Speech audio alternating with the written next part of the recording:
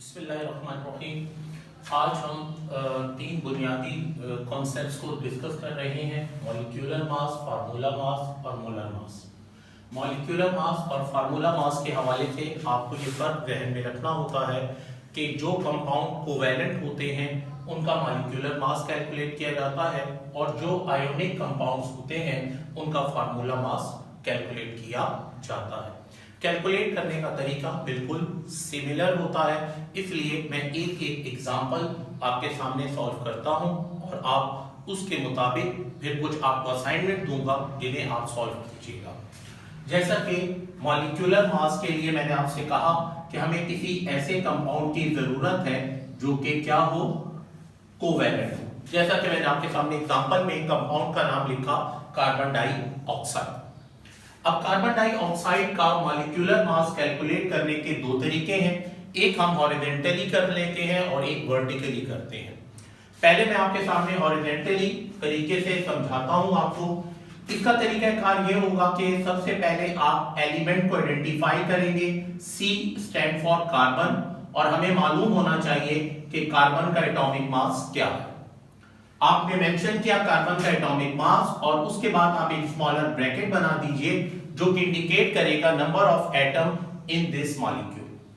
इसके बाद आप प्लस का साइन इस्तेमाल करेंगे, क्योंकि अगर आप मॉलिक्यूलर मास की डेफिनेशन पढ़ेंगे जो कि पेज नंबर 19 पर केमिस्ट्री की 9th क्लास की बुक में मौजूद है, तो आपको उसमें पता चलेगा कि मॉलिक्यूलर मास में जो एलिमेंट मौजूद होते हैं उनके एटॉमिक मासेस को हम सम करते हैं। सेकंड एलिमेंट आपके पास ऑक्सीजन है, आपने उसका एटॉमिक मास मेंशन किया और उसके बाद भी आपने ब्रैकेट मेंशन किया जिसमें आप नंबर ऑफ एटम मेंशन करेंगे।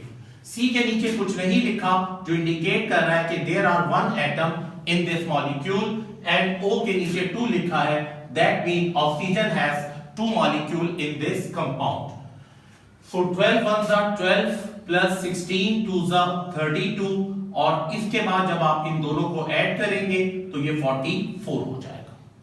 The unit of molecular mass is AM and U, atomic mass unit।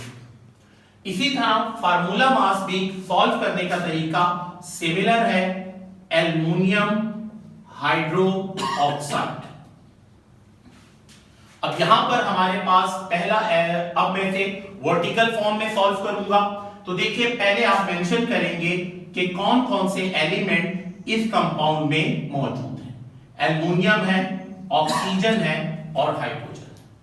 अब आप मेंशन करेंगे इनके एटॉमिक मास, एल्युमिनियम 27, ऑक्सीजन 16 और हाइड्रोजन 1। इसके बाद आप ब्रैकेट्स मेंशन कर दीजिए जिसमें आप नंबर ऑफ एटम मेंशन करेंगे। एल्युमिनियम के नीचे कुछ नहीं लिखा हुआ, इट मींस इसका भी एटॉमिक मास 1 है। अब यहां पर हम देख रहे हैं कि OH ब्रैकेट के नीचे 3 मौजूद है। ये 3 जो है वो ब्रैकेट में मौजूद एलिमेंट के नंबर ऑफ एटम से मल्टीप्लाई होगा। सो 3 1s are 3, दैट मींस इस मॉलिक्यूल में ऑक्सीजन के 3 एटम मौजूद है और इसी तरह 3 एटम हाइड्रोजन के मौजूद है। अब हम इन्हें सॉल्व करेंगे। 27 1s are 27, 16 3s are 48, 3 1s are 3। हर एक एटम के एटॉमिक मास के साथ आप यूनिट मेंशन कर दीजिए और इसके बाद फाइनली इन सबको ऐड कर लीजिए, तो ये आपके पास 1878 एटॉमिक मास यूनिट बन जाएगा। जहां तक मोलर मास है, मोलर मास में मॉलिक्यूलर मास और फार्मूला मास के में सिर्फ फर्क जिसका आता है वो यूनिट का आता है। लाइक जैसे हमारे पास एक कंपाउंड है कॉपर सल्फेट। कॉपर सल्फेट में पहला एलिमेंट कॉपर है जिसका एटॉमिक मास 63.5 है, प्लस सेकंड एलिमेंट सल्फर है जिसका एटॉमिक मास 32 है, और इसके बाद फाइनली हमारे पास एलिमेंट ऑक्सीजन है जिसका एटॉमिक मास 16 है। अब कॉपर के नीचे कुछ नहीं मौजूद, मींस एक एटम है, सल्फर भी एक एटम है और ऑक्सीजन के 4 एटम। इनको जब आप मल्टीप्लाई करेंगे 63.5 32 1 जा 32, 16 4 जा 64 हो जाएगा। अब इन तमाम को आप जब ऐड करेंगे तो 159.5 बन जाएगा। मोलर मास में आपका जो यूनिट होता है वो ग्राम होता है, तो लास्ट में आप जी लिखते हैं।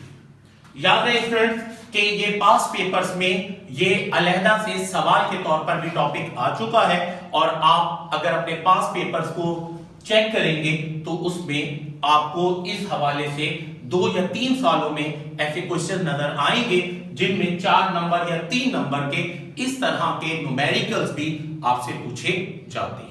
सो मैंने आपके सामने मॉलिक्यूलर मास, फार्मूला मास और मोलर मास किस तरह कंप्यूट किया जाता है वो आपके सामने रखा। अब मैं चंद एग्जांपल आपके सामने कोट कर रहा हूं। जैसे हमारे पास कंपाउंड है सल्फ्यूरिक एसिड, इसी तरीके से हमारे पास एक कंपाउंड है सोडियम कार्बोनेट, इसी तरह हमारे पास एक कंपाउंड है नाइट्रिक एसिड, इसी तरीके से हमारे पास एक कंपाउंड जो है वो है कैल्शियम कार्बोनेट, इसी तरीके से हमारे पास एक कंपाउंड मैग्नीशियम सल्फेट है, और आखिरी हम एक और कंपाउंड ले लें तो वो आपका बन जाता है सिल्वर क्लोराइड। मैं चाहूं तो मैं यहां पर इनके एटॉमिक मास मेंशन कर सकता हूं, लेकिन मैं चाहूंगा कि आप बुक का पेज नंबर 63 देखिए, जहां पर पीरियोडिक टेबल में बना हुआ है, प्रिंट है आपकी किताब में केमिस्ट्री की, और वहां से आप इनके एटॉमिक मासेस लीजिए।